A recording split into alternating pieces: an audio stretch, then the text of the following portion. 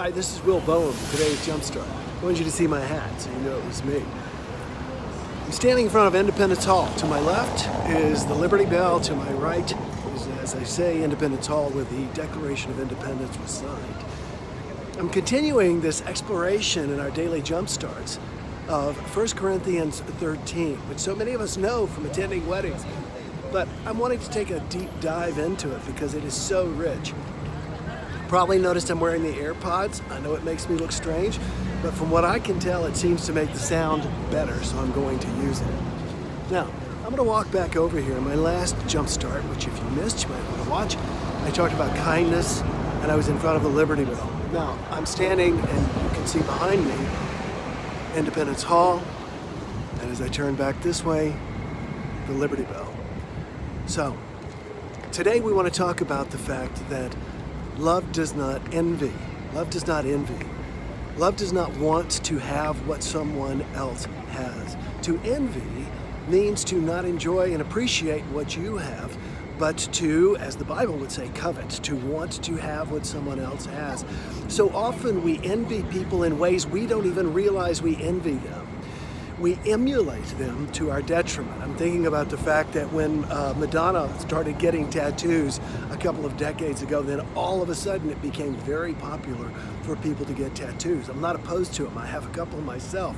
The point I'm trying to make is that we tend to do what other people do. There's an old saying that given the choice, most people will do exactly what other people do.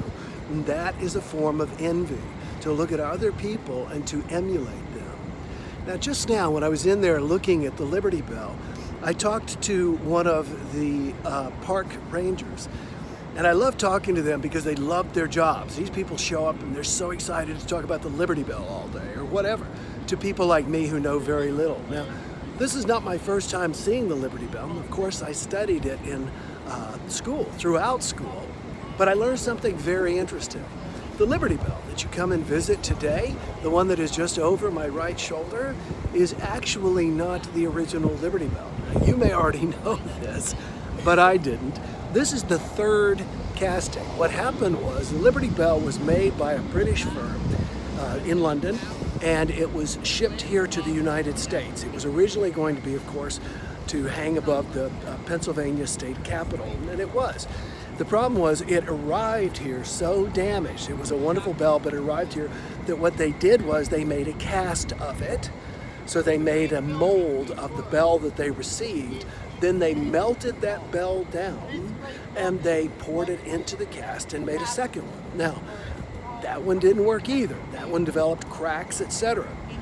So they then melted that one down and they made a new cast rather, and they melted that one down, and that is the Liberty Bell that we know today. This is actually the third iteration of the same metal being melted down and replicated, melted down and replicated. The point I'm trying to make is that when we emulate other people, that is just blindly do what they do without thinking, we are melting down our own lives, our own individual distinct personalities, the things that make us who we are.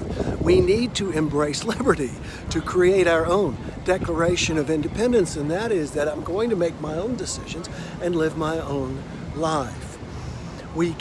The Liberty Bell was melted down, recast, melted down, recast, but it was all done of the same material and in the same shape. So as a result, going through 3 iterations, it's no wonder it began to crack from the weight of its 80-pound clapper slapping its sides.